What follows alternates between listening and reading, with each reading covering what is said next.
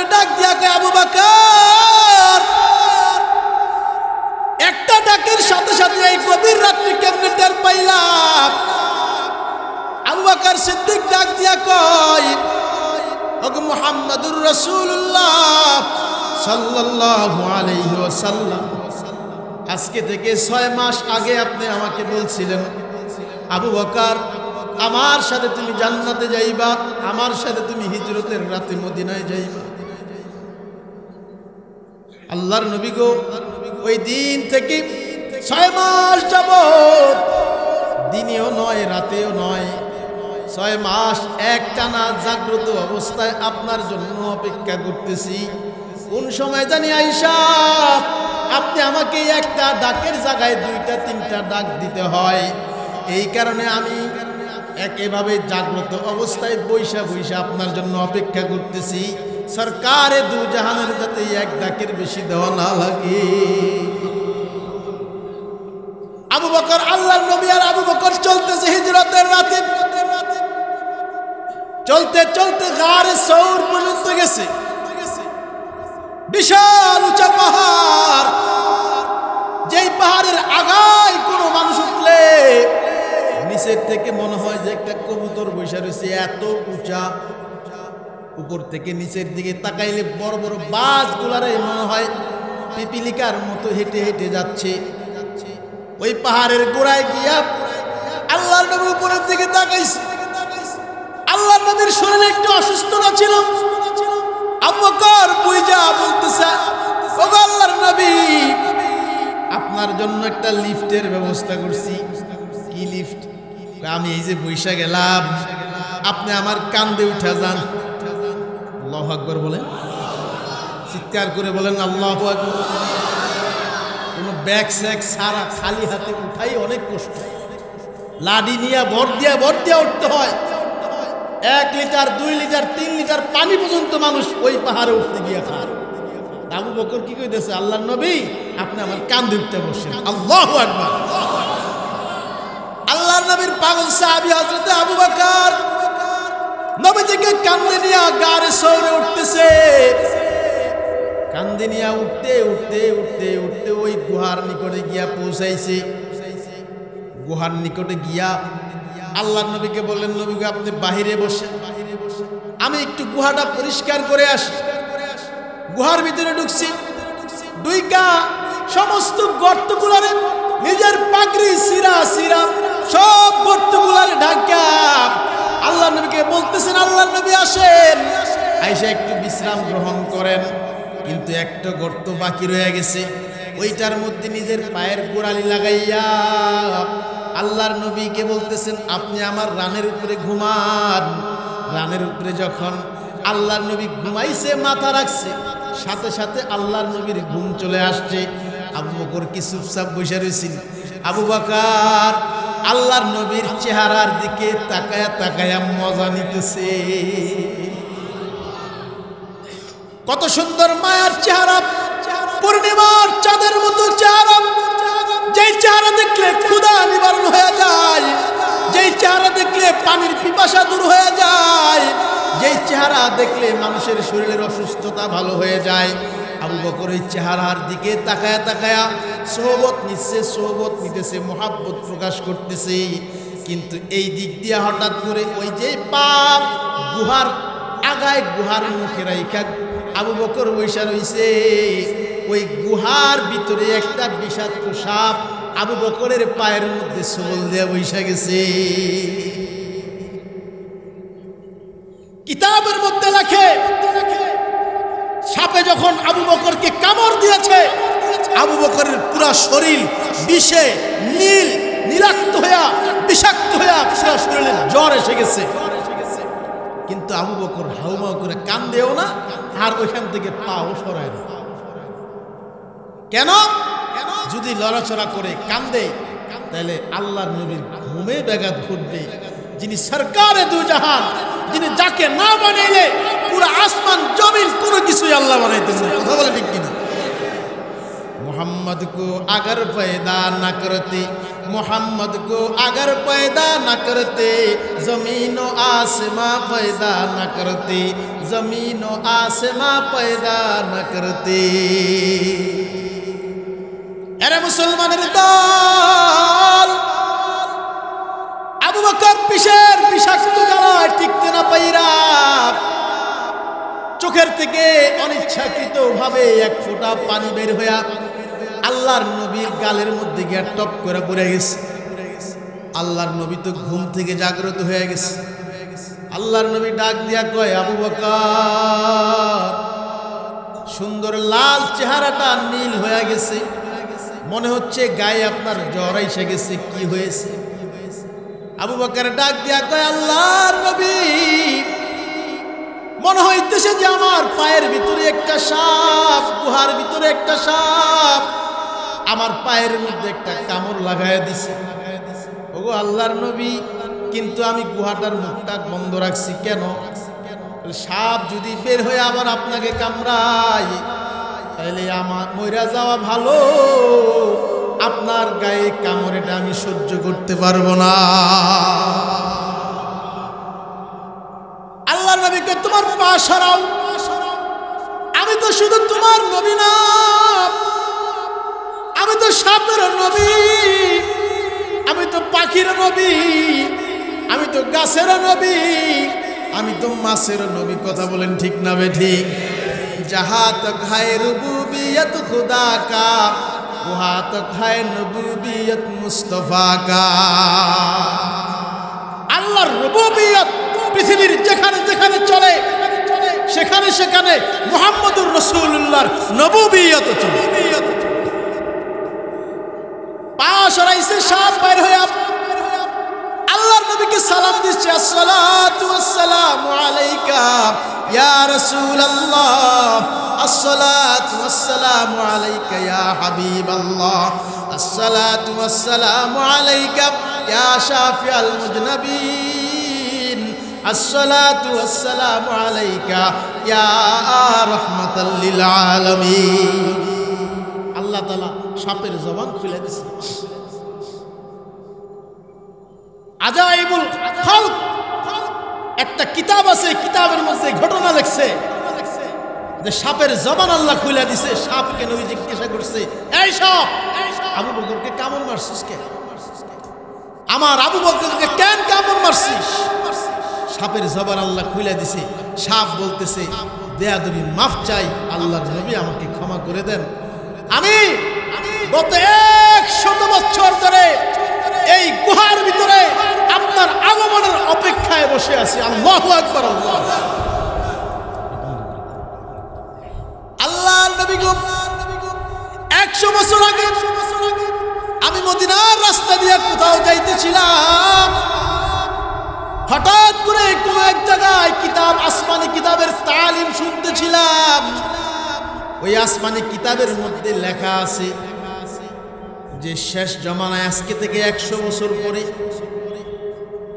এই গুহায় আখিরি পয়গম্বর সরকারে দু জাহান ফখরুর রাসূল ইমামুল মুরসালিন সাইয়্যিদুল মুরসালিন মুহাম্মাদুর রাসূলুল্লাহ সাল্লাল্লাহু আলাইহি ওয়াসাল্লাম মক্কা থেকে মদিনায় হিজরতের সময় এই গুহায় আগমন করবে।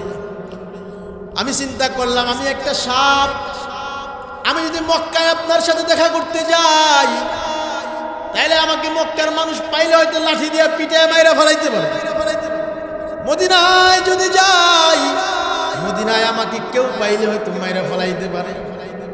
এই কারণে আমি এই গুহার মধ্যে লুকায় আছি। আপনি এই গুহায় ঢুকবেন আর আপনার নুরানি চেহারাটা একটু দেখব, আর আপনার কাছে কালেমা পইরা আমি সাপ মুসলমান হয়ে যাব। এই কারণে আমি গুহায় অপেক্ষা করতেছি। কিন্তু আপনার আবু বকর, আমি 100টা ছিদ্র বানায় রাখছি, কোন এক ছিদ্র দিয়ে আমি আপনাকে দেখে ফেলবো। কিন্তু আবু বকর সমস্ত ছিদ্র বন্ধ করে দিয়া এক ছিদ্র বাকি রাইখা আবু বকর ওই এক ছিদ্রের ভিতরে নিজের পায়ের গোড়ালি দিয়ে আটকায় দিছে। নবী গো, আমার তখন ইশকের জ্বালা শুরু হয়ে গেছে, ইশকের জ্বালা। মোহাব্বতের জ্বালা, ভালোবাসার জ্বালা, ভালোবাসার জ্বালা আমার দিলের মধ্যে শুরু হয়ে গেছে। আমি তখন আর নিজেকে ধরে রাখতে পারি নাই। इश्क से बेताब जो दिल है नहीं ओ दिल नहीं, जलवाए जाना से खाली है जो मंजिल नहीं, जलवाए जाना से खाली है जो मंजिल नहीं। আমার ইশকের মহব্বতে ভালোবাসায় আমার জালালি তবিয়ত আইসা গেছে, আমার মধ্যে বিষাক্ত ভাব আইসা গেছে। ও আল্লাহর নবীর জন্য আমি কামড় মেরে ফেলাইছি। আল্লাহর নবী নিজের থুতু থেকে, মুখের লালা থেকে একটু লালা বাইর কইরা আল্লাহর নবী আবু বকরের পায়ের মধ্যে লাগায়া দিছে, আর সাথে সাথে আবু বকরের সমস্ত বিষ পানি হয়ে গেছে। আমার নবীকে সাপে চিনছে, খেজুর গাছে চিনছে, মাছে চিনছে, জঙ্গলার হরিণে চিনছে, সমস্ত প্রাণী পশু পাখি সবাই চিনছে। চিনতে পারি নাই খালি আমরা মানুষেরা। কথা বলেন ঠিক না?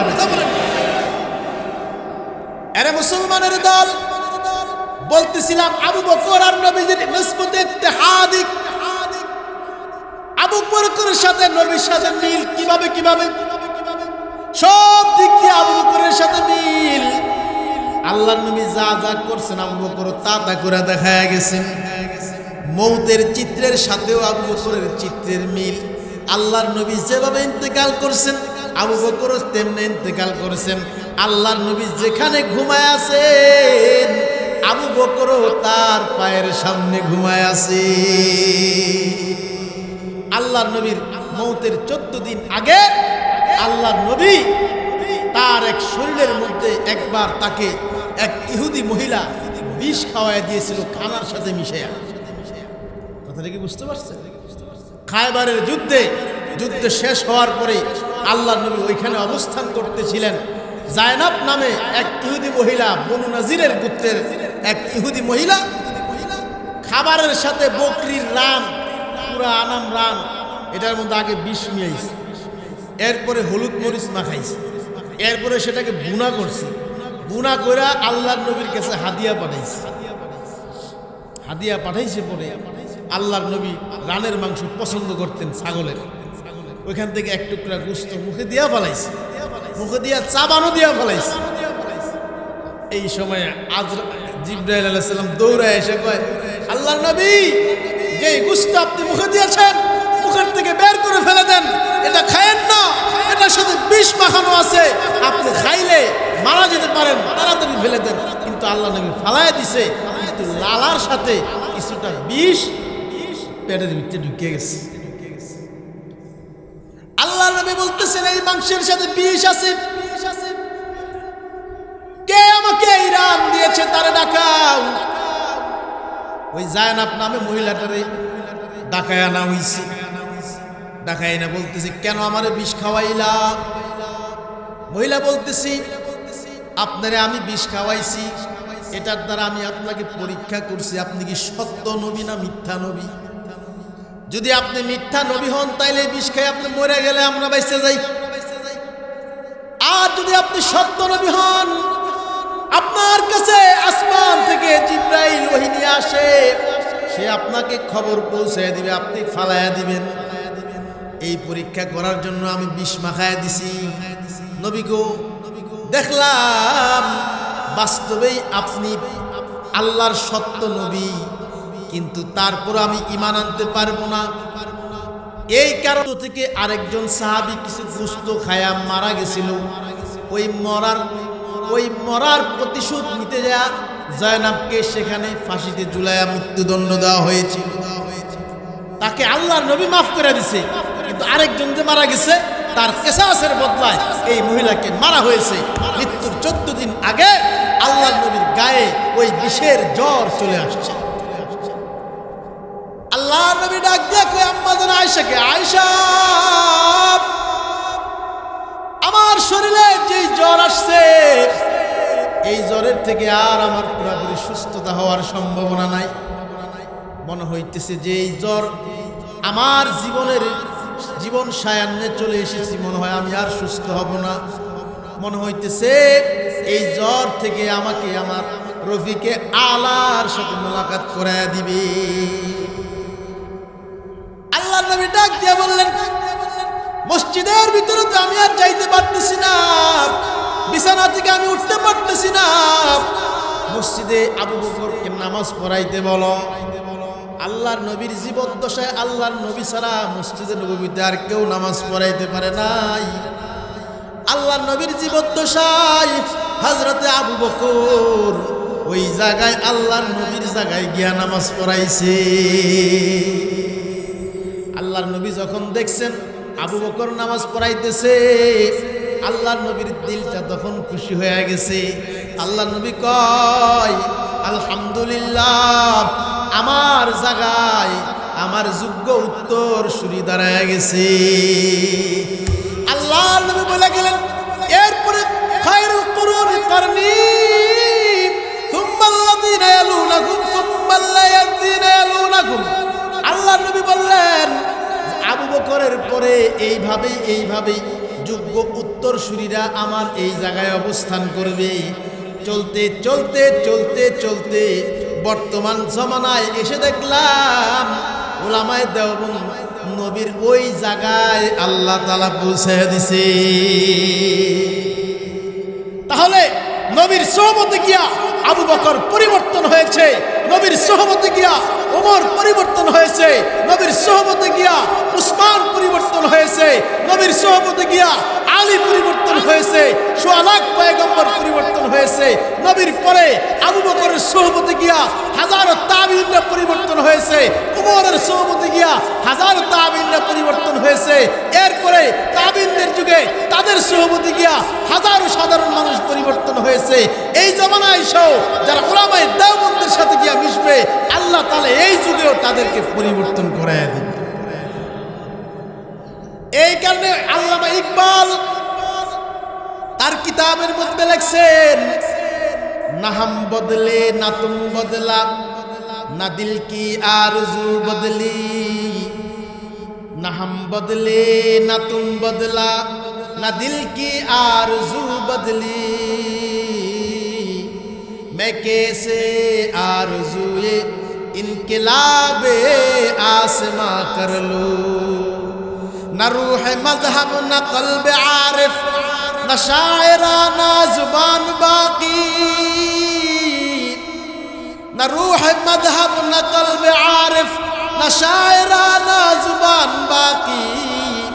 ज़मीं हमारे बदल गए है अगर चहे आसमां बाकी, ज़मीं हमारे बदल गई है अगर चहे आसमां बाकी। এরে মুসলমানের দল, ইকবাল বলতেছি আমাদের জমিন পরিবর্তন হয়ে গেছে, বিল্ডিং পরিবর্তন হয়ে গেছে, সবার হাতে হাতে মোবাইল চলে আসছে, ইউটিউব চলে আসছে, ফেসবুক চলে আসছে, উন্নত কারিকুলাম চলে আসছে, সব কিছুর উন্নয়ন হইতেছে, সব কিছুর উন্নয়ন হইতেছে। আগে পাকা বাথরুম ছিল না, এখন ঘরের ভিতরে পাকা বাথরুম আসছে। আগে টাইলস ছিল না, এখন টাইলস আসছে। কথা বলেন ঠিক না বে ঠিক? আগে মোবাইল ছিল না, এরপরে বাটনওয়ালা মোবাইল আসছে, বাটনওয়ালা মোবাইল গিয়া এখন অ্যান্ড্রয়েড আসছে, অ্যান্ড্রয়েড যে এখন আবার আইফোন আসতেছে, আবার নিত্যদিন সফটওয়্যারের পরিবর্তন হচ্ছে, হিসাব কিতাব সব কিছু মোবাইলে চলে আসছে। দুনিয়ার উন্নয়ন, বোমারু বিমান, আগে অ্যাটম বোমা ছিল না, এখন অ্যাটম বোমা আসছে। মানুষের সব কিছু অর্থনৈতিক উন্নতি হচ্ছে। আগে যেই খাবারগুলো আমাদের দেশে পাওয়া যেত না, এখন আধুনিক নিত্য নতুন নতুন খাবারের আয়োজন আসতেছে কি আসতেছে না? বলেন, জমিনের উন্নয়ন হচ্ছে কি হচ্ছে না? সব কিছুর উন্নয়ন হচ্ছে। আল্লামা ইকবাল বলতেছেন, না আছে আমার সুন্দর জবান, না আছে আমার কলম ভালো, না আছে আমার কোন রুহানি শক্তি, আমি যে তোমার কিভাবে বুঝাইবো। জমি হামারে বদল গাই হায় আগার চেহে আসমা বাকি। সব পরিবর্তন হয়েছে, কিন্তু আমাদের আসমানওয়ালা পরিবর্তন হয় নাই, আসমানওয়ালা আমাদের প্রতি গুসা হয়ে আছে, আসমানওয়ালাকে আমরা সন্তুষ্ট করতে পারি নাই, এজন্য আসমানওয়ালার রহমত জমিনের মধ্যে সময় মতো আসতেছে না। কথা বলেন ঠিক না বেঠি? আমরা এখন দুনিয়ার আধুনিকতায় এমন ভাবে নিমজ্জিত হয়েছি যে আমরা আমাদের দিন ধর্ম সব বাদ দিছি, সব বাদ দিছি। বাদ দিতে দিতে দিতে দিতে দিতে দিতে স্কুল কলেজের লেখাপড়ার যে সিলেবাসগুলো আসতেছে সেইখানের ভিতরে মানুষ পোলাভাইনদেরকে, শিক্ষকদেরকে ব্যাঙ্গের দাগ শেখানো শুরু করছে। কথা বলেন না কেন? প্যাকপ্যাক প্যাকপ্যাক প্যাকপ্যাক প্যাকপ্যাক, আবার কি টিরিং টিরিং সাইকেল চালাই, তারপরে ব্যাং হয়ে এমন এমন করে লাভ। দেখছেন কি দেখছেন না? এগুলো আমাদের সিলেবাসের মধ্যে ঢুকানো হয়ে গেছে। মানুষদেরকে এতদিন বান্দর বানাইছে, এখন ব্যাং বানানো শুরু করছে, এমুক তেমুক নানান কিছু। আমি আপনাদেরকে প্রশ্ন করতে চাই, আমাদের সিলেবাসে থাকুক বা না থাকুক, এই সমস্ত ব্যাং বানায়া, এই সমস্ত টিরিং টিরিং শিখায়া, আর এই সমস্ত প্যাক প্যাক শিখায়া জাতির কি ফায়দা আছে? জাতির কি উন্নতি আছে? একটা উন্নতি পারলে দেখায় দাও, চ্যালেঞ্জ দিলাম। এতে জাতির কোনো ধরনের কোনো উন্নতি নাই। কথা বলে ঠিক না বেঠে? স্বাধীনতার 52-53 বছর অতিবাহিত হয়ে গেছে, আমাদের স্কুল কলেজের বাচ্চাদেরকে এখনো পর্যন্ত এমন একটা সিলেবাস দিতে পারলাম না।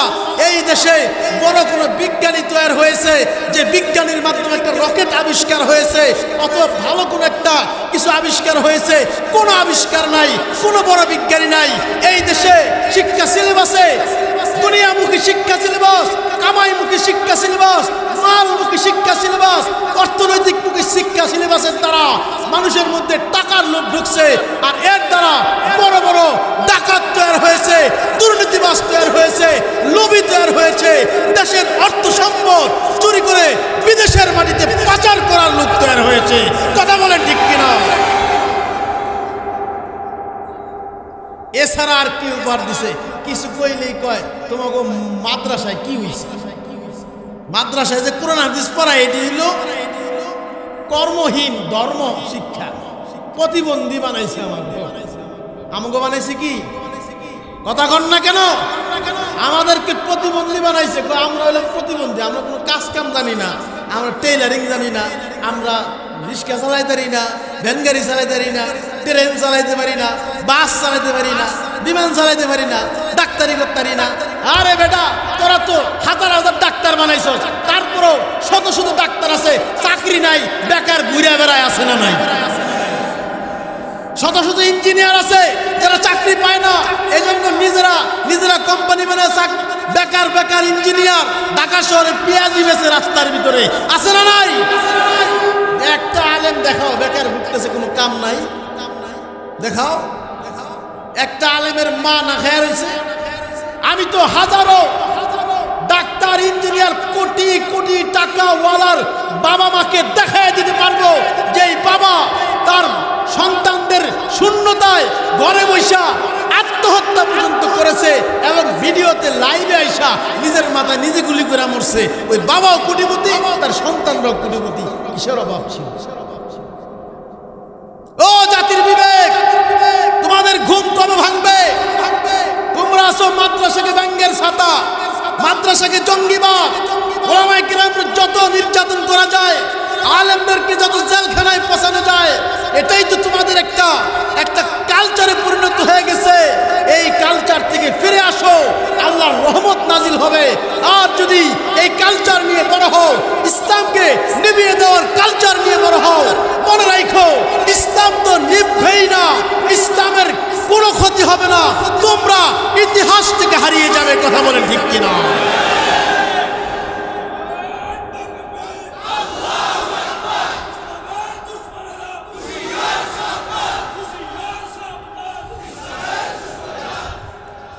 ইসলামের ক্ষতি হবে। এই যে একটা বাতি, এই যে বিদ্যুতের বাতি, এই বাতি ঢাকার শহরে চাচা আইছে, মূর্খ তো, চাচার বাড়িতে একজনে বেড়াইতে আইসে পরে, গ্রামে তো কুফির বাতি মোমবাতি ফু দিলে নিব্বে যায়, ঠিক না বে ঠিক?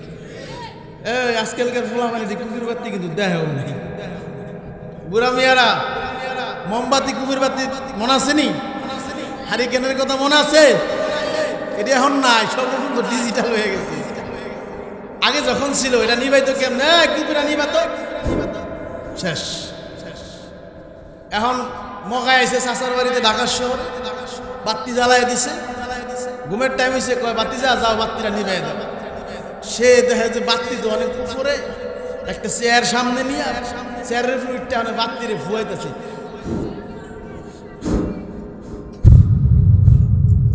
কিয়ামত পর্যন্ত ফুয়াইলে নিব।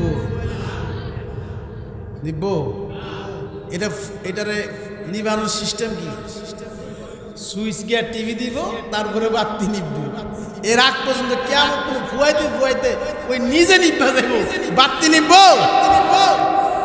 আল্লাহ রাব্বুল আলামিন বলেন, আল্লাহু মুতিম্মু নূরিহি ওয়ালাউ কারিহাল কাফিরুন। কাফেররা ইসলামকে ফু দিয়া নিভাই দিতে চায়, কাফেররা ইসলামের বাতিকে, কোরআনের বাতিকে ফু দিয়া নিভাই দিতে চায়। মনে করে যে মুহাম্মদকে মেরে ফেলবো, আবু বকরকে মেরে ফেলবো, ওমরকে মেরে ফেলবো, উসমানকে মেরে ফেলবো। আল্লাহ কয়, আবু বকরকে মারতে পারবা না, মুহাম্মদকে মারতে পারবা না, ওমরকে মারতে পারবা না, উসমানকে মারতে পারবা না। তাদের নাম কিয়ামত পর্যন্ত মানুষ তাদের জবান দিয়ে নিবে, কিন্তু তোর মতো আবু জাহেলের নাম কিয়ামত পর্যন্ত কেউ জবান দিয়ে নিবে না। উলামায়ে কিরামের নাম কিয়ামত পর্যন্ত নিবে। এই পৃথিবীর বুকে ইতিহাস সাক্ষী দেয়, দুর্নীতি মুক্ত, দুরাচার মুক্ত, তাকওয়াওয়ালা, দেশপ্রেমিক, মুজাহিদ, আল্লাহওয়ালা, খোদাবিরু, সমাজের উন্নয়নকারী, এই সমস্ত গুণওয়ালা আল্লাহওয়ালা যত দুনিয়াতে সন্তানগুলো আসছে, এগুলা সব উলামায়ে কেরামের সোহবতের মাধ্যমেই দুনিয়াতে আসছে। উলামায়ে কেরামের কাছে গেছে, মাদ্রাসায় পড়াইছে, এদের দ্বারাই দুনিয়া আবাদ হয়েছে। আব্দুল্লাহ ইবনে মুবারকের নাম আপনারা শুনছেন না? আব্দুল্লাহ ইবনে মুবারক বহুত বড় মুহাদ্দিস, 6 লক্ষ হাদিসের হাফেজ। ওনার বাবার কথা বলতেছি, উনি একজন সাধারণ মানুষ। বাবাই কি বলেন? সাধারণ। হযরত মুবারক রহমতুল্লাহি আলাইহি, উনি অত বড় আলেম ছিলেন না। উনি একটা বাগানে চাকরি করতেন। কিসে চাকরি করতেন বলেন? বাগানে চাকরি করতেন। কিন্তু ওই জমানায়, ওমর ইবনে আব্দুল আজিজের জমানা, ওই জমানায় এরকম ভাবে ফুজাইল ইবনে আয়াদের জমানা, এই ফুজাইল ইবনে আয়াদের সোহবতে মুবারক রহমতুল্লাহ আলাইহি যায়, আর গিয়া সেখান থেকে দ্বীনের বাতি, দ্বীনের আলো নেয়, দ্বীনের তাপ নেয়, আর নিজের জীবনকে সুন্দর বানায়। আপনাদের এই ফেনী, এটা কোন জেলা? ফেনী না? ফেনী, ফেনী। এই ফেনীতে আল্লাহওয়ালা হাজার হাজার এই ফেনীর মাটির নিচে ঘুমায় আছে। কথা কোন ঠিক কিনা? এই আল্লাহওয়ালাদের সোহবতের বরকতে এই ফেনীর মানুষের মাথায় এখনো টুপি আছে, এই ফেনীর মানুষের মুখে দাঁড়িয়েছে, এই ফেনীর মানুষ এখনো বড় বড় মাদ্রাসা চালায়, লক্ষ লক্ষ টাকা মাদ্রাসায় দেয়। কারণ একটাই, এই জমিনে আল্লাহওয়ালারা চাষাবাদ করেছে, আল্লাহওয়ালাদের সোহবতের কারণে এই জমিন এখনো পর্যন্ত উর্বর আছে। কথা বলে ঠিক কিনা?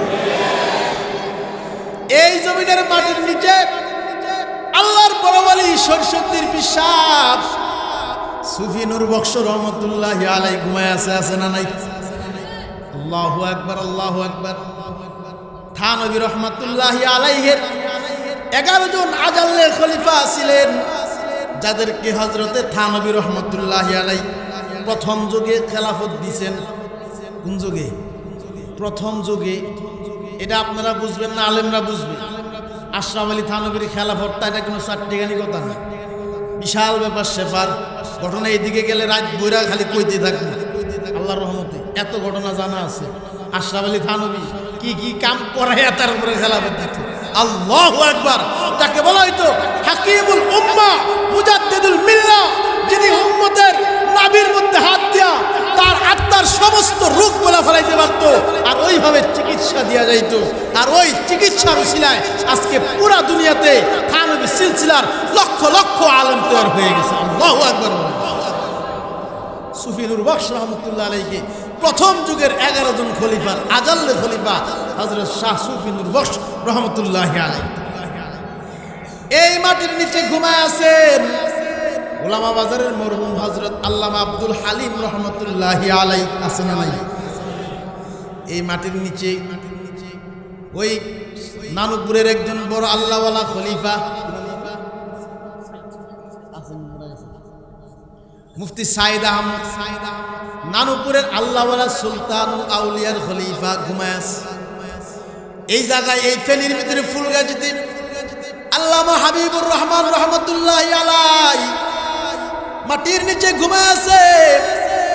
শুধু ঘুমায়া নাই, এখনো পর্যন্ত এই ফেনীর মাটিতে ইসলামের এক একটা বাঘ বসে রয়েছে। বাঘ ইসলামের উপর আক্রমণ তো দূরের কথা, ইসলামের দিকে কেউ চোখ তুলে রাঙিয়ে তাকাবে তার চোখ পর্যন্ত উপড়ে ফেলার মতো লোক আছে না নাই?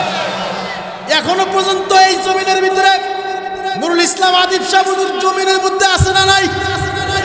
ফেনী রশিদিয়া মাদ্রাসার বড় হুজুর দামাত বরকাতুহু আছে না নাই? ফুলগাজীর বড় হুজুর আছে। বিভিন্ন জায়গায় এই ফেনীর বুকে আল্লাহওয়ালারা আছে। তারা যতদিন থাকবে তারা মরে যাবে, তারাও চিরদিন থাকবে না।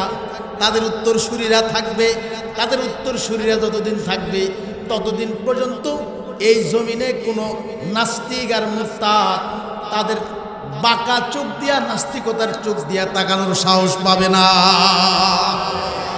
ঠিক না? কি বলেন আপনারা? আপনারা সাথে থাকবেন নি?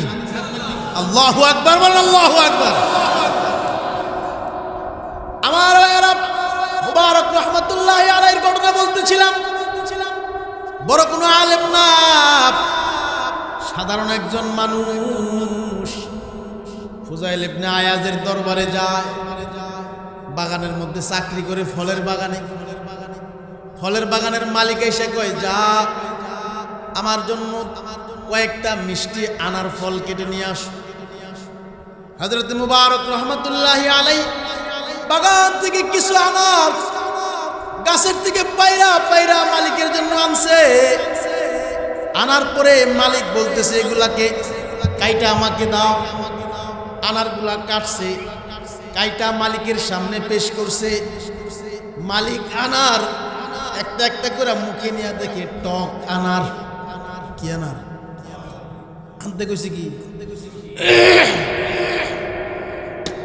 শুধু আনার না, মিষ্টি আনার আনছে। কি টক আনার? এই তুই বাগানের মালি রাখছি, খাদেম রাখছি, তোরে আনতে কইছে মিষ্টি আনার, তুই টক আনার লয়ে এসে আরো বেড়ে লয়ে, এগুলো সব টক। আবার আনছে, আবারও কাটছে, কাইটা দেয় এডিও টক, এডিও টক। আবার 3বার আনছে। আনার পরে বলতেছে, কেউ তুই যে বাগানে চাষাবাদ করস, বাগান থেকে আনার খাইয়া দেহস না, কোনটা টক আর কোনটা মিঠা? বারবার বলতেছে মিষ্টি আনার আনতে। হযরত মুবারক রহমতুল্লাহি আলাইহি ডাক দিয়া কয়, ওগো আমার মালিক, আমি তো আপনার গোলাম, আমি তো এই বাগানের মালিক, আমার তো শুধু বাগান চাষাবাদ করার ইজাজত আছে, এই বাগানের কোন একটা ফল আমার খাওয়ার তো ইজাজত নাই। এই কারণে আমি আজকে 12 বছর যাবত এই বাগানের চাকরি করি, কিন্তু আজ পর্যন্ত একটা ফল আমার মুখে খাইয়া আমি টেস্ট করে দেখি নাই, কারণ ওই ফলটা আমার খাওয়ার ইজাজত। আমার ভাইয়েরা, এই মুবারক রহমতুল্লাহি আলাইহি নদীর পারে একদিন বৈশা বৈশা রোজা রাইখা নদীর পারে বৈশা রইছে ক্ষুধার অবস্থায়। তার কাছে কোনো খাবার নাই, চিন্তা করতেছি কি খাওয়া যায়, কি খাওয়া যায়। মুবারক রহমতুল্লাহি আলাইহি নদীর পারে বৈশা চিন্তা করতেছি। হঠাৎ করে তাকায় দেখে এই বাগান, এই নদীর পার দিয়ে একটা সুন্দর আপেল ভাইসা যাইতেছে। কি ভাইসা যায়? আপেল। আল্লাহর নিয়ামত আইছে, তৈরা আপেলটারে খাইয়া ফেলছে। আপেল খাইয়া মুবারক রহমাতুল্লাহি আলাই খাওয়ার পরে তার মাথায় হুঁশ আসছে, আমি যে আপেলটা খাইলাম এই আপেলটা তো আমার কিনাও না, আমার বাগানেরও না, নদীতে উজান থেকে ভাইসা আইসা আসছে আপেল, কার জানি বাগানের আপেল আমি খেয়ে ফেলাইছি, এই আপেলের দায় আমি কেমনে দিব? হাসরের মাঠে আল্লাহর আদালতের সামনে যদি আমাকে ধইরা কই আমার আপেলের বদলায় আমাকে তোমার সব আমল দিতে হবে, আমি তো আমল যদি সব তারে দিয়া দেই তাইলে আমি আল্লাহর জান্নাতে কেমনে যাব? এই চিন্তায় পাগল হয়ে গেছে। আর আমরা কি করি বলেন? পাওয়া তো দূরের কথা, আরেকজনের হক না মাইরা খাইলে অনেক মানুষের ঘুমই হয় না, ঠিক না বেঠি?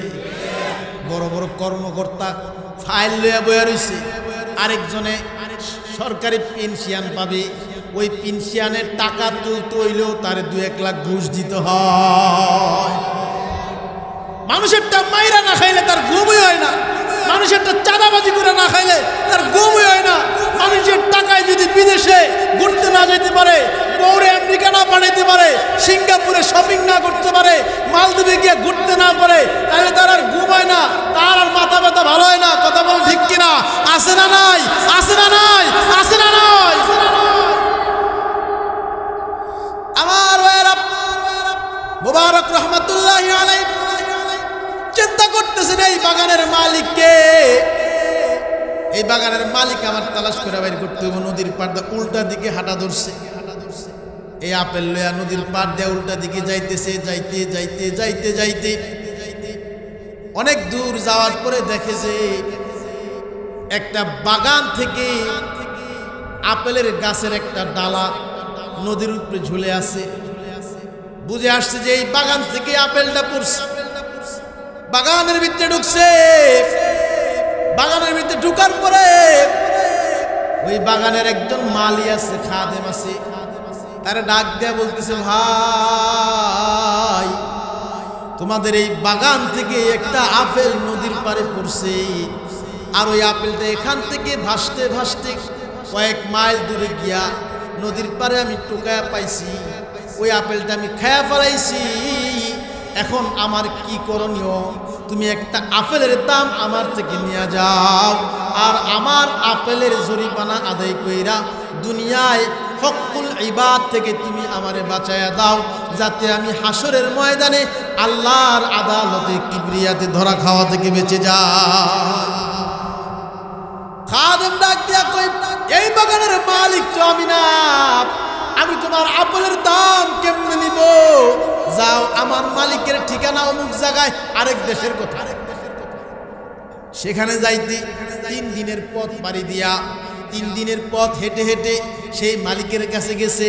মালিকের কাছে যাওয়ার পরে বলতেছে, ও ভাই তুমি আসছো আমার কাছে একটা আপেলের জরিমানা আদায় করার জন্য, তুমি তো না আসলেও পারতা, তবে তুমি যেহেতু আসছো, আমি এই বাগানের পুরা মালিক না, আমার আরেকটা ভাই আছে, আমার ভাই হলো এই বাগানের অর্ধেকের মালিক, সুতরাং আমার প্রত্যেকটা আপেলের ভিতরে আমাদের 2 ভাইয়ের অধিকার আছে, আমি আমার অর্ধেকের পাওনা মাফ করে দিলাম।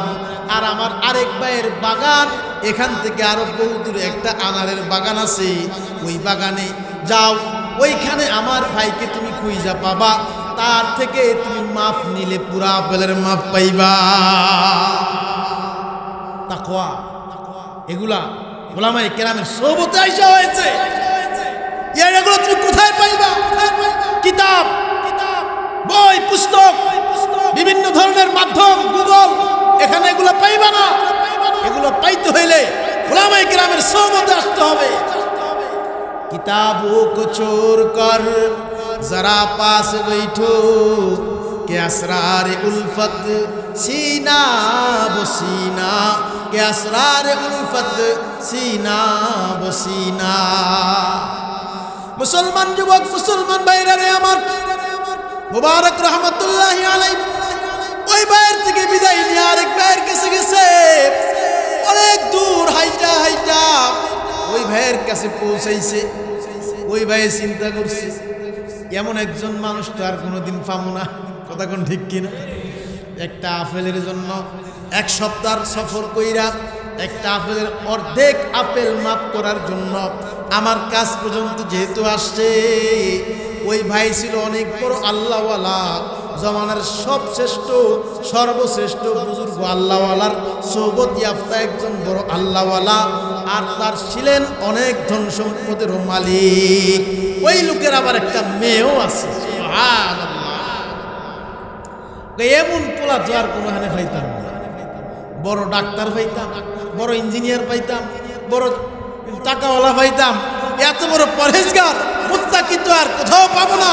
এইটারে দইরা রাখি, তোমার আপেলের দাম আমি মিটাইতে পারবো না, আমার কাছে 6 মাস এই বাগানে বিনা বেতনে চাকরি করতে হবে, তারপর তোমার কাছে আমি তোমার এই ভাইয়ের বাগানে 6 মাস পর্যন্ত বেকার খাটনি কাটছে। এরপরে ওই যে আনারের যে ঘটনা বলছি, এইখানে এই ঘটনা ঘটছে। ঘটার পরে ভাই বলতেছে, ভাই ও বাবা, তোমার কাছে আমি একটা প্রস্তাব রাখতে যাই, তুমি যদি কিছু মনে না করো। আমার ঘরে একটা মেয়ে আছে, আমার সহায় সম্পদের কোনো অভাব নাই, আমি চাই আমার এই মেয়েটাকে তোমার সাথে বিবাহ দেওয়ার জন্য। সুবহানাল্লাহ কইতেন না? আমরা তো বিবাহের সময় পাত্রী খোঁজার বেলা খুঁজি যে কোন পাত্রের সরকারি চাকরি আছে, ঠিক না বেঠি? বেতন ভাই কত রে? 60,000। উফুরি কত? উফুরি কামাই কেমন আছে? উফুরি বুঝছেননি? উফুরি হালাল না হারাম? সিস্টেম আছে, কিছু সিস্টেমে হালাল আছে, অধিকাংশই। কেউ আছে টেবিলের নিচ দিয়া, কেউ আছে টেবিলের উপর দিয়া।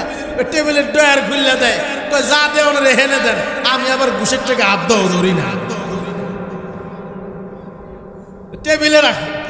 অনেকে আছে মিষ্টির ফুলটা দিয়ে বাসায় দিয়ে আসতে হয়, নাইলে ফাইল আবার সই হয় না।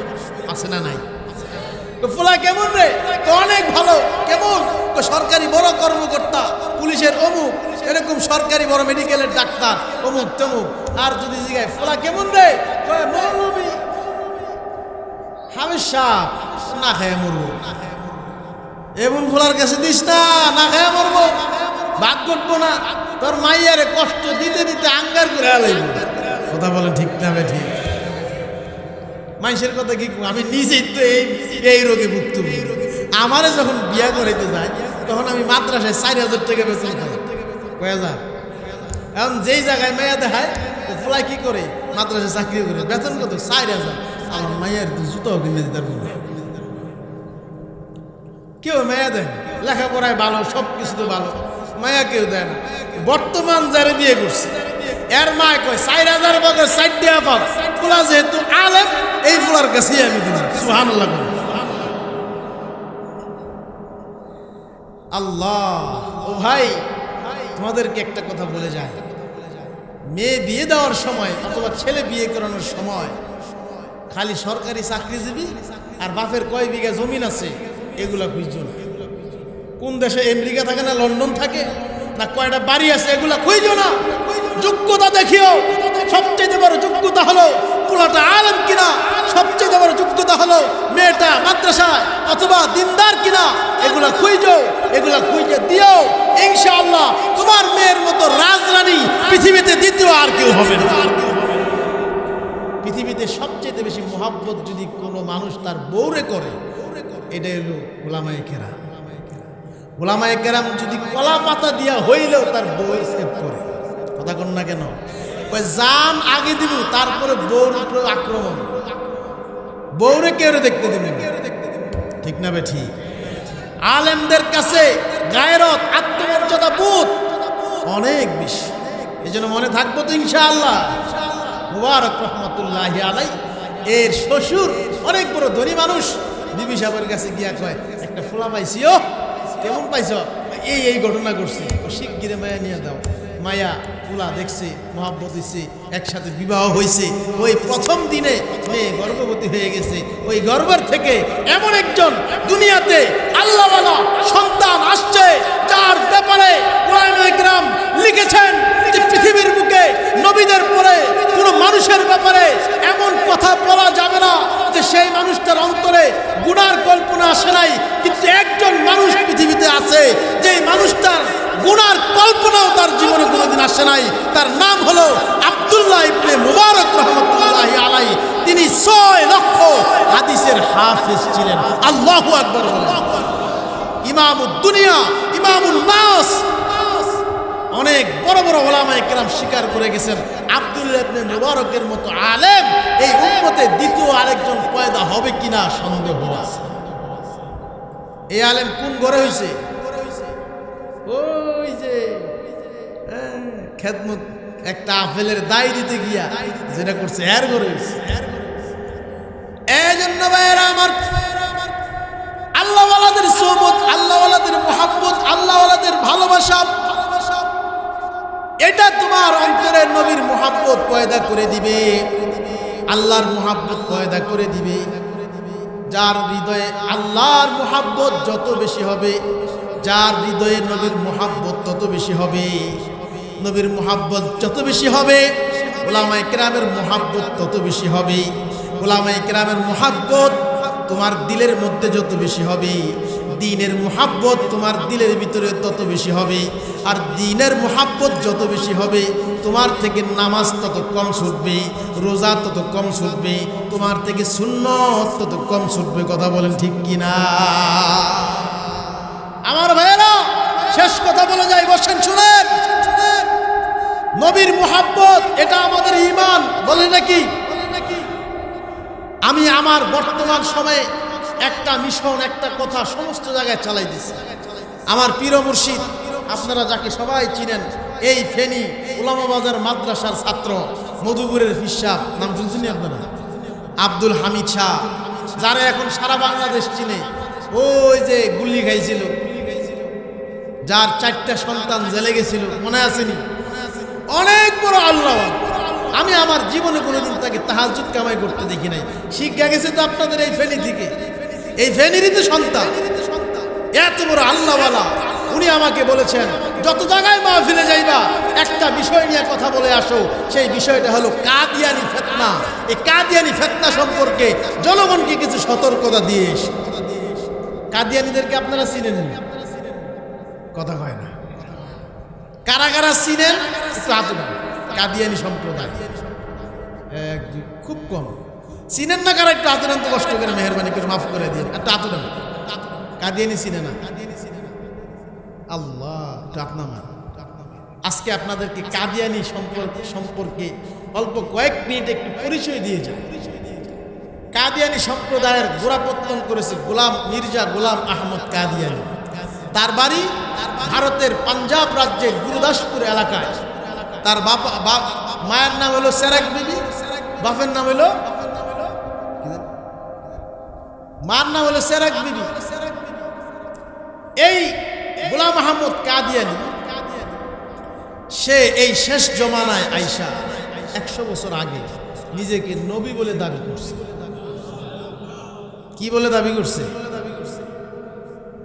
এই গোলাম আহমদ শেষ জমানায়, আমি বলি সে নবী না, সে হলো দাজ্জাল। বলেন কি? সে কি? আল্লাহর নবীর ভাষা, কুল্লুহুম ইয়াজআমুনা আন্নাহু নাবিয়্যুন ওয়া আনা খাতামুন নাবিয়্যিন লা নাবিয়্যা বাদি। আল্লাহর নবী বলছেন, আমার পরে এমন কিছু লোক দুনিয়াতে আসবে যারা প্রত্যেকেই নবী দাবি করবে, এবং মনে রাখো এরা নবী না, এরা সকলেই দাজ্জাল। দাজ্জালুনা কাযযাবুন, মিথ্যাবাদী এবং দাজ্জাল। তারা নিজেদেরকে নবী মনে করবে, আসলে তারা কোনো নবী না। এই গোলাম আহমদ কাদিয়ানি সে তো দুনিয়া থেকে নাপাক হয়ে জাহান্নামের পতঙ্গ হয়ে গেছে। এখন তার কিছু অনুসারী পৃথিবীতে আছে। আমাদের বাংলাদেশে এদের 10 লক্ষের উপরে অনুসারী আছে, যারা আমার নবীর নবী মানে না, মানে গোলাম আহমদ কাদিয়ানি। আপনিও জানেন না আপনার ফেনীতে আছে না নাই, খবর নাই আপনার এই এলাকায় আছে না নাই। ওরা পুরা বাংলাদেশের 64 জেলায় 560টা কেন্দ্র স্থাপিত করে 10 লক্ষ দায়ী নামায় দিছে যে বাংলাদেশে আগামী কয়েক মাসের ভিতরে 560টা কেন্দ্র তারা ঘোষণা করবে। যারা আমার নবীর নবী মানে না, নাম মুসলিম, পরিচয় কি? মুসলিম, আইডি কার্ডে মুসলিম, ভিসা পাসপোর্টে মুসলিম। বলেন, যারা আমার নবীকে নবী মানে না তারা মুসলমান না কাফের? আরো জোরে বলেন, মুসলমান না কাফের? এই গোলাম আহমদ কাদিয়ানির একটা কিতাব আছে রুহানি খাজায়েন। এই রুহানি খাজায়েন সে লেখছে। তার অনুসারীরা কয় তো প্রত্যেক নবীর কাছে ওহী আসতো, আর ওই নবীরা ওহী অনুযায়ী একটা কিতাব রচনা করত। আমাদের নবীর কাছে ওহী আসছে, কোরআন শরীফ হয়ে গেছে। মুসা আলাইহিস সালামের কাছে ওহী আসছে, তাওরাত হয়ে গেছে। ঈসা আলাইহিস সালামের কাছে ওহী আসছে, ইনজিল হয়ে গেছে। দাউদ আলাইহিস সালামের ওহী আসছে, জাবুর হয়ে গেছে। আর আমাদের গোলাম আহমদের কাছে ওহী আসছে, ওই ওহীর কিতাব হইল রুহানি খাজায়েন। নাউজুবিল্লাহ কইতেন না। ওই রুহানি খাজায়েন কিতাবের মধ্যে লেখছে, সে শুধু যে নবী দাবি করছে তা নয়, সে বলতেছে মাই মুহাম্মদ সে আফজল নবী হো। চিৎকার করে বলেন নাউজুবিল্লাহ। ওই আমি শুধু নবী না, আমি মুহাম্মদের চাইতে আরো বড় নবী। তার একটা কিতাব আছে আয়নায়ে কামালাতে নবুওয়াত। সে লেখছে, ওই কিতাবের মধ্যে সে লিখেছে যে আমাকে যারা নবী মানবে না তারা মুসলমান তো নাই, বরং তাদের জন্মের কোনো বৈধতা নাই, তারা যার সন্তান। সে তার আরেক কিতাব, সেখানে সে লিখেছে, কোরআন শরীফের মধ্যে আছে না ইসমুহু আহমদ, সূরা সফের ভিতরে আছে। আল্লাহ তাআলা বলেছেন যে ঈসা আলাইহিস সালামের পরে একজন নবী আসবে যার নাম হবে আহমদ। আল্লাহর নবীর নাম অন্য অন্য কিতাবে মুহাম্মদ না, আছে কি আহমদ। এই গোলাম আহমদ কয় এর নাম তো হলো মুহাম্মদ, আমার নাম হলো আহমদ। কোরআন শরীফে সূরা সফে যে আহমদের কথা আছে, ওটা নবী মুহাম্মদ না, ওটা আমি, আমার কথা আল্লাহ বলে গেছে। বর্তমানে তাদের এই অনুসারীরা, তারা এখন তাদেরকে ধরা হয়েছে, এই তোমরা যে আমার নবীকে নবী মানো না, কয় আমরা মানি, লা ইলাহা ইল্লাল্লাহ মুহাম্মাদুর রাসূলুল্লাহ। এতদিন মানে নাই, এখন কি কয় মানি। আমাদের নবীকে যদি নবী মানো, তাহলে গোলাম আহমদ যে নবুয়তের দাবি করছে সে মুসলমান না কাফের? কয় মুসলমান। কি কয়? যে নবী দাবি করছে সে মুসলমান না কাফের? আমি তো পরিষ্কার ভাষায় বলে দিতে চাই, এই গোলাম আহমদের অনুসারীরা তারা যদি বলে আমরা মুসলমান, আমরা মুহাম্মদ সাল্লাল্লাহু আলাইহি ওয়াসাল্লামকে মানি, আবার যদি তারা তওবা করে কালেমাও পড়ে, তারপরেও তারা মুসলমান নয়। যতক্ষণ পর্যন্ত তারা গোলাম আহমদকে কাফের বলে না করবে, ততক্ষণ তারা যদি নামাজ পড়ে, তওবা করে, কালিমাও পড়ে, জুব্বাও পড়ে, যাকাতও দেয়, হজও করে, রোজাও রাখে, মাদ্রাসা চালায়, মসজিদ চালায়, তাহাজ্জুদ পড়ে, ইশরাক করে, আমিন পড়ে, যা কিছু করে না কেন, সব করার পরেও তারা কাফের। কথা বলেন ঠিক কিনা? আগে তোমাদের যে নবী দাবি করেছিল ওই গোলাম আহমদকে কাফের ঘোষণা তোমরা করবা, তারপরে তওবা করতে হবে। কথা বলেন ঠিক না বেঠিক? এখন যখন তাদেরকে ধরছি, তারা আবার দলিল দেয়। কি দেয়? দলিল। কি দলিল? মা কানা মুহাম্মাদুন আবা আহাদিম মির রিজালিকুম ওয়ালাকিন রাসূলুল্লাহি ওয়া খাতামান নাবিয়্যিন। এই যে খাতামুন নাবিয়্যিন আছে, খাতামুন নাবিয়্যিন অর্থ কি? সমস্ত নবীর দরজা শেষ। খাতামুন নাবিয়্যিন, তিনি শেষ নবী। নাবিয়্যিন জমা, বহু বচন, সব নবীর দরজা শেষ। মুহাম্মদ সাল্লাল্লাহু আলাইহি ওয়াসাল্লাম আসার পরে শেষ, নবুয়তের দরজা বন্ধ। এই গোলাম আহমদ কাদিয়ানির অনুসারীরা কয় এখানে খাতামুন নাবিয়্যিন অর্থ হইল নবীদের আংটি। নবীদের কি আংটি? আংটি মানে সিল। আগের যুগে আংটির মধ্যে সিল থাকতো, ওই সিল দিয়া চিঠির মধ্যে মেরে দিত। তার মানে হইল নবীদের দরজা বন্ধ হয় নাই, মাত্র চালু হয়েছে। মুহাম্মদ সাল্লাল্লাহু আলাইহি সাল্লামের সিল যার মধ্যে থাকবে এ হলো নবী। আমি বললাম তোর গোলাম আহমদের কোন জায়গায় মুহাম্মদ সাল্লাল্লাহু আলাইহি সাল্লামের সিল ছিল? তোর গোলাম আহমদ তো পায়খানায় পড়ে মারা গেছে। তোরা বলেন ঠিক না বেঠিক? কোন জায়গায় তোর গোলাম আহমদের সিল বসছে? বাংলাদেশে গত পরশুদিন তারা একটি সংগঠন করছে, আন্তঃধর্মীয় শান্তি সমাবেশ। এই কথা কইেন না, সাবধান। এখন কিন্তু কাদিয়ানি থাকলে ডিস্টার্ব করবে। যেটা কথা কইব মনে করুন ওর ভিতরে সমস্যা আছে, খুব সাবধান। আন্তঃধর্মীয় শান্তি সমাবেশ করছে তারা। এই সমাবেশের ভিতরে বর্তমান সারা পৃথিবীর তাদের যে আমির তার নাম হলো মির্জা মাসরুর খলিফায়ে মাসিহ। জোরে বলেন নাউজুবিল্লাহ। ওর গোলাম আহমদ কাদিয়ানী যত বড় জাহান্নামের শুকর ছিল, আর এইটা হলো তার চেয়ে আরো বড় কুকুর। কথা বলেন ঠিক না বেঠিক? ওই কইতাছে কত বড় জালিম। কয় এই যে হামাস আর ইসরায়েলের যে যুদ্ধ, হামাস ফিলিস্তিন আর ইসরায়েলের যুদ্ধ চলতেছে, আপনাদেরকে একটা প্রশ্ন করি, এই যুদ্ধের মধ্যে দোষী কারা? বলেন, আবার বলেন। এতে কারো কোনো সন্দেহ আছে? এই কুলাঙ্গার কয় এই যুদ্ধের মধ্যে দোষী হইল ফিলিস্তিন। এই যুদ্ধে দোষী কারা? ইসরায়েল। আর এই কুলাঙ্গারে কি কয়? ফিলিস্তিন। কেন? ফিলিস্তিনের হামাসরা যদি ওই 7ই অক্টোবর যদি এক রাত্রের বেলা এরকম 15,000 20,000 রকেট না মারত, তাইলে কি আর ইসরায়েল এইভাবে খেপে, এইভাবে পুরো ধ্বংস করে দেয়? এই জন্য তো আগে ডিলটা হেরা মারছে, এই জন্য হেরা দোষী। পরিষ্কার ভাষায় বলে দিতে চাই, এই মির্জা গোলাম মোহাম্মদ কাদিয়ানীর অনুসারীরা তারা শুধু কাফের নয়, তারা এই দেশের স্বাধীনতার দুশমন, এই দেশের ইসলামের দুশমন। শুধু এই দেশের নয়, সারা পৃথিবীর মুসলমান এবং মানবতার যে বর্তমানে ইসলাম রুলার চালাইতেছে এই ইসরায়েলের লাল কুকুরের বাহিনীরা ফিলিস্তিনের বুকে ছোট ছোট বাচ্চাদেরকে, মায়েদেরকে, বৃদ্ধ বাবাদেরকে নির্বিচারে নিষ্পেষিত করে বোমা মেরে বিল্ডিং গুলো ধসিয়ে দিয়ে হত্যা করেছে। এটার সাপোর্ট দিয়েছে কাদিয়ানী অনুসারীরা। সুতরাং তারা আমাদের এই বাংলার জমিনে কোনোভাবেই থাকতে পারে না, পারে না, পারে না, পারে না। মানবতার দুশমনদের ঠাঁই বাংলার জমিনে নাই। কথা হয় না? বাংলাদেশের সরকার পর্যন্ত ফিলিস্তিনের পক্ষে কথা বলেছে। কথা কন? বিরোধী দল ফিলিস্তিনের পক্ষে কথা বলেছে। এদেশের সমস্ত দল, সমস্ত মৌলবী, সমস্ত শিক্ষা প্রতিষ্ঠান, স্কুল, কলেজ, ভার্সিটি সবাই ফিলিস্তিনের পক্ষে, ইসরায়েলের বিরুদ্ধে কথা বলেছে। আর এই কুলাঙ্গাররা তারা আন্তধর্মীয় শান্তি সমাবেশ, এটাকে শান্তি সমাবেশ বলে, এটা আরো অগ্নি সমাবেশ, এটা হলো জঙ্গি সমাবেশ।